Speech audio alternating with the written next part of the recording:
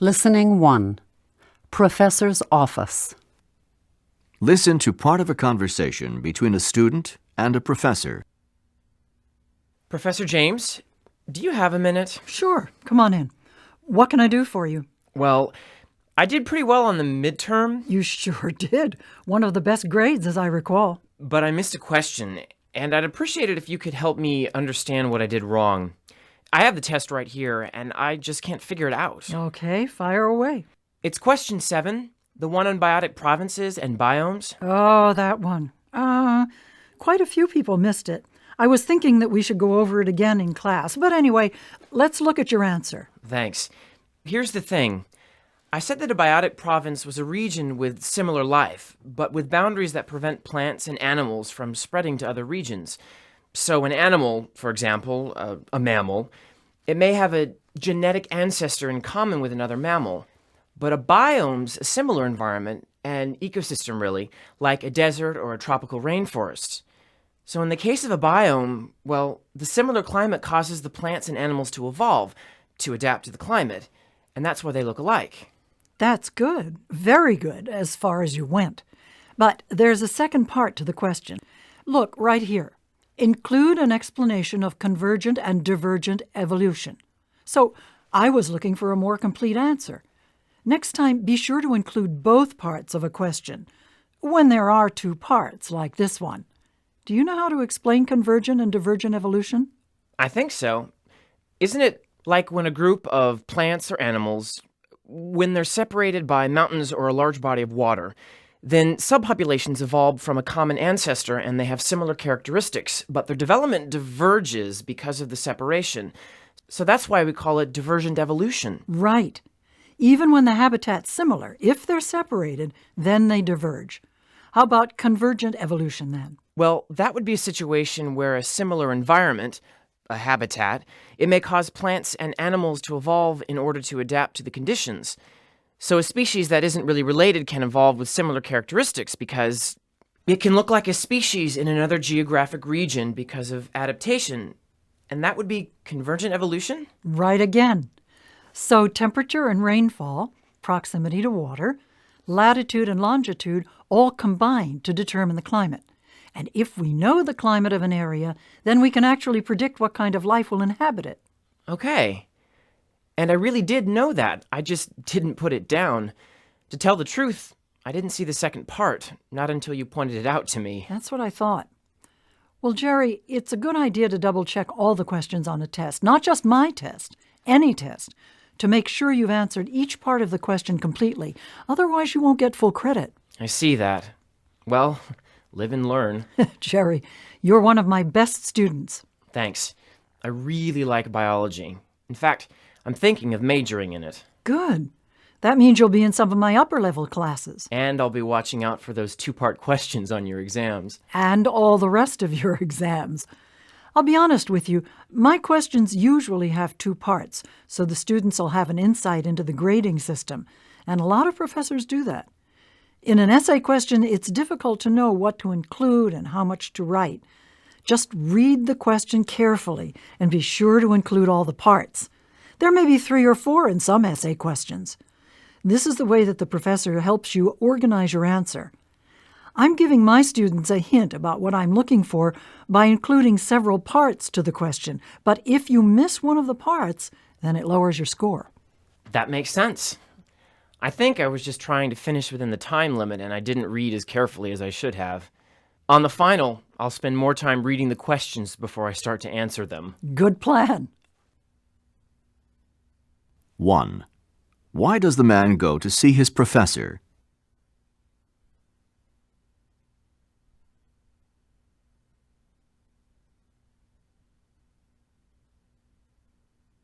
2.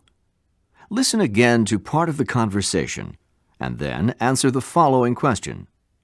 Thanks. Here's the thing. I said that a biotic province was a region with similar life, but with boundaries that prevent plants and animals from spreading to other regions. Why does the man say this? Thanks. Here's the thing.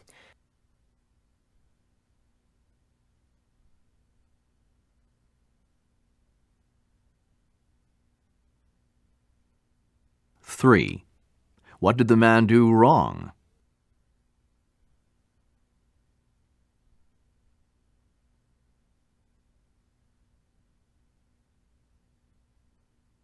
Four.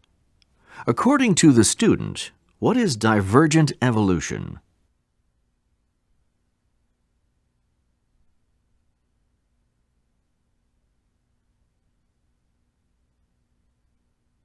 Five. What will Jerry probably do on the next test?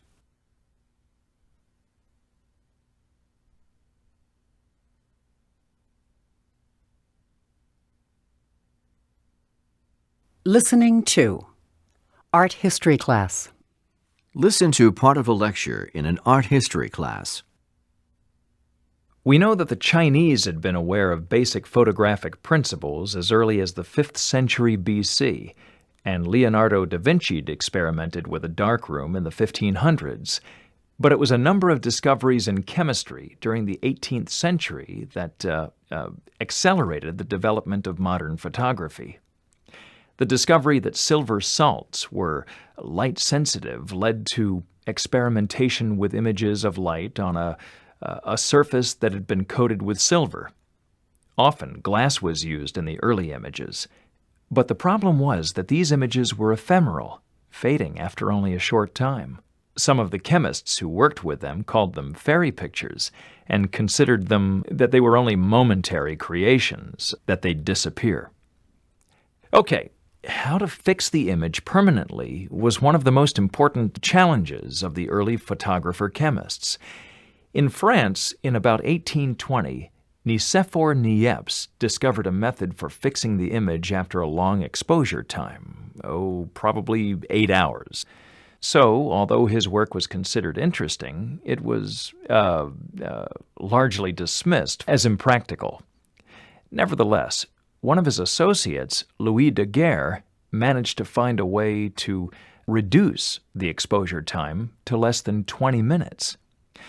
So the story goes, in 1835, Daguerre was experimenting with some exposed plates, and he put a couple of them into his chemical cupboard. So a few days later, he opened the cupboard, and to his surprise, the latent images on the plates had developed.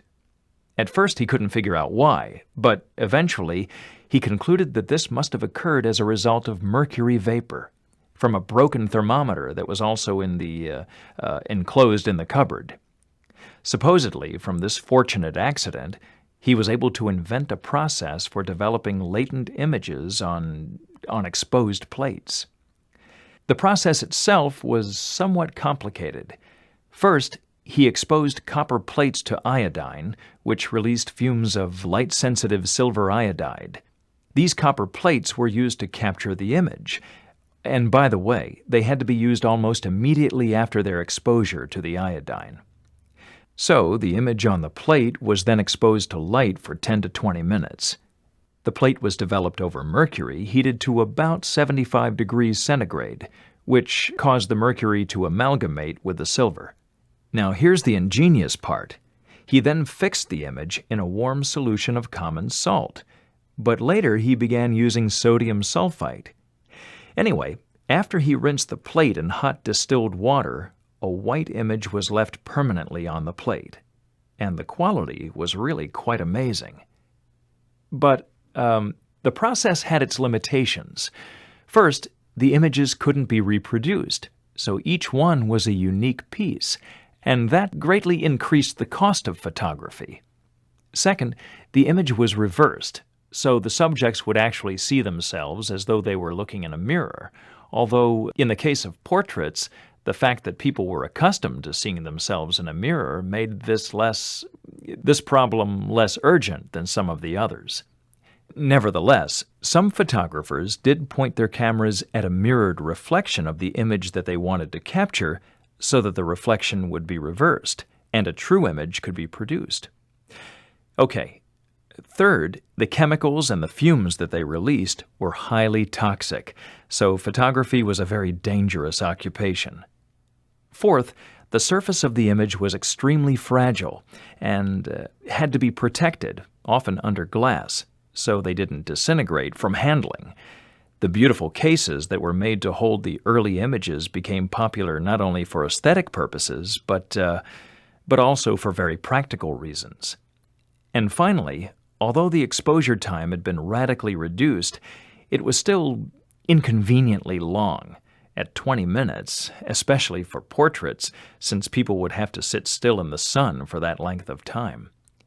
Elaborate headrests were constructed to keep the subjects from moving so that the image wouldn't be ruined, and many people simply didn't want to endure the discomfort. But by the mid-1800s, improvements in chemistry and optics had resolved most of these issues.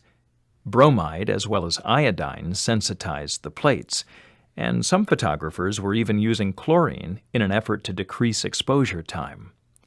The portrait lens was also improved by reducing the size of the opening and limiting the amount of light that could enter, so the exposure time was about 20 seconds instead of 20 minutes. And negative film had been introduced in in England, and negatives permitted the production of multiple copies from a single image. So, photography was on its way to becoming a popular profession and pastime. 6. What is the main topic of this lecture?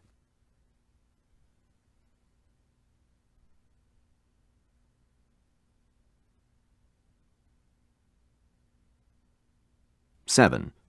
According to the professor, what two limitations were noted in Daguerre's process for developing and fixing latent images?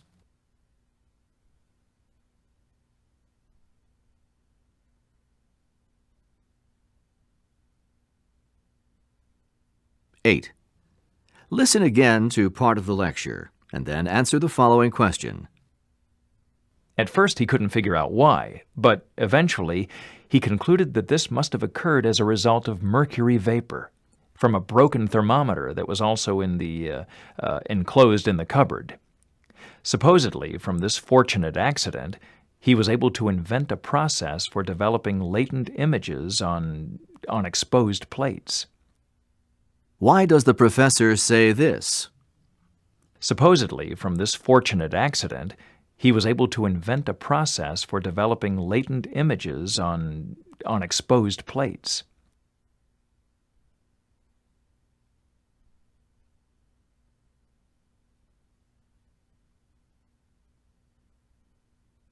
Nine.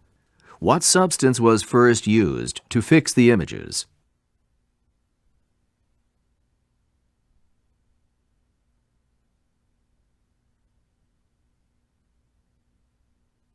Ten.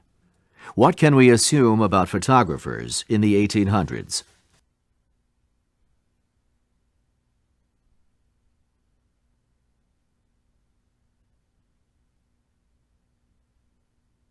(11) In what order does the professor explain photographic principles?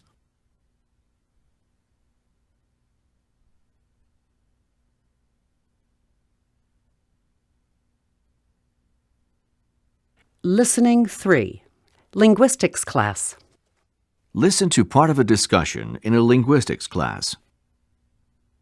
What comes to mind when I say the word grammar? That's easy. English class and lots of rules. Memorizing parts of speech, like nouns and verbs. Diagramming sentences. Well, yes, that's fairly typical, but today we're going to look at grammar from the point of view of the linguist. And to do that, we really have to consider three distinct grammars for every language. The first grammar is referred to as a mental grammar, and that's what a speaker of a language knows often implicitly about the grammar of that language. This has also been called linguistic competence, and from that term, competence grammar has become popular. I like to think of mental or competence grammar. I like to think of it as an incredibly complex system that allows a speaker to produce language that other speakers can understand. It includes the sounds, the vocabulary, the order of words and sentences, and even the appropriateness of a topic or a word in a particular social situation. And what's so amazing is that most of us carry this knowledge around in our heads and use it without much reflection. One way to clarify mental or competence grammar is to ask a friend a question about a sentence.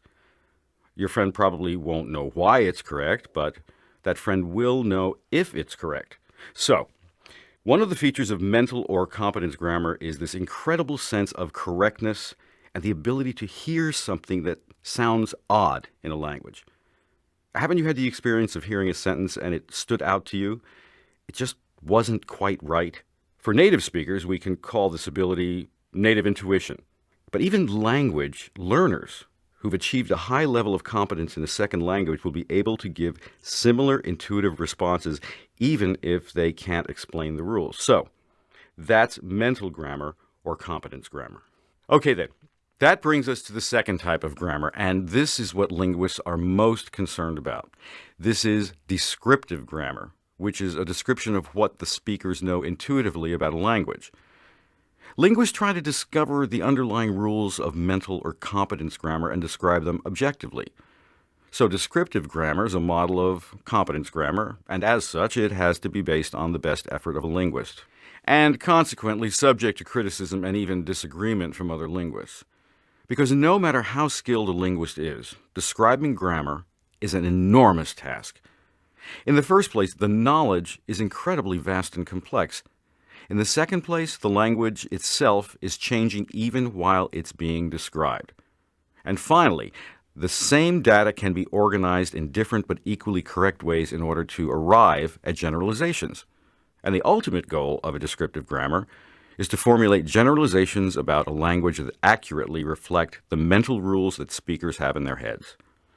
But getting back to what most people think of as grammar, the grammar that we may have learned in school, that's very different from either competence grammar or descriptive grammar because the rules aren't meant to describe language at all. They're meant to prescribe and judge language as good or bad. And this kind of grammar is called, not surprisingly, prescriptive grammar because of its judgmental perspective.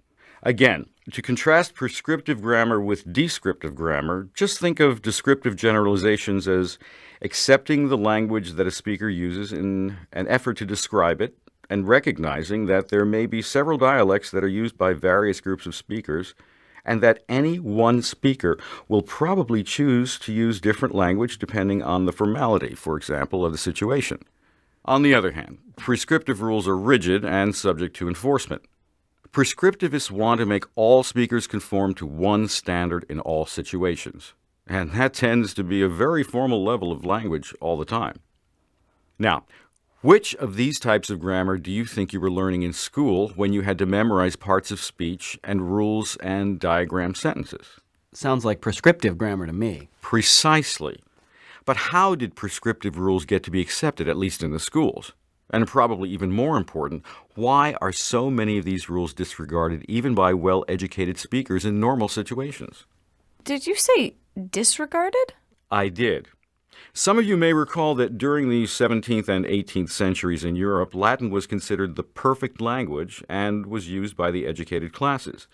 The argument for the perfection of Latin was reinforced by the fact that Latin had become a written language, and consequently, Latin had stopped changing in the normal ways that spoken languages do. So the rules were also fixed, and for many writers of English during that period, the rules of Latin were held as a standard for all languages, including English. But the problem was that English had a different origin and very different constructions. For example, how many times have you heard the prescriptive rule, never end a sentence with a preposition? This is a Latin rule, but it doesn't apply to English, so it sounds very formal and even strange when this Latin rule is enforced. Now, how many of you would say, what are we waiting for?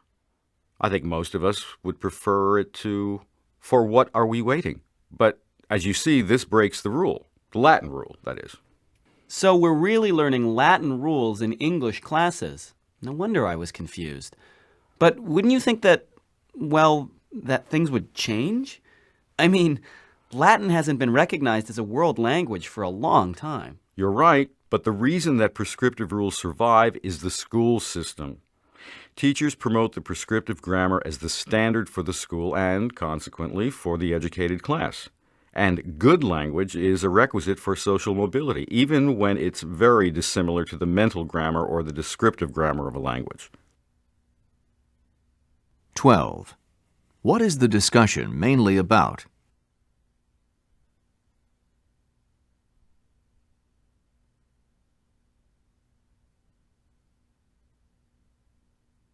13. How does the professor make his point about native intuition?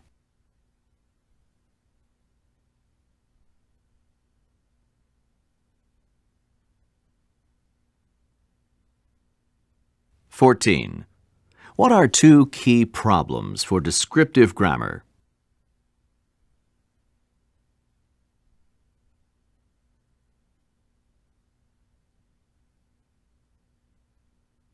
15. Listen again to part of the discussion, and then answer the following question. But how did prescriptive rules get to be accepted, at least in the schools? And probably even more important, why are so many of these rules disregarded even by well-educated speakers in normal situations? Did you say disregarded? Why does the student say this? Did you say disregarded?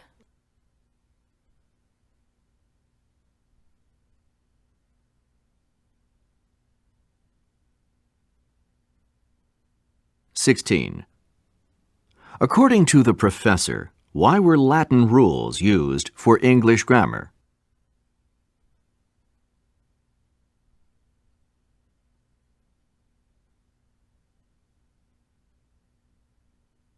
17. Why does the professor discuss the rule to avoid ending a sentence with a preposition?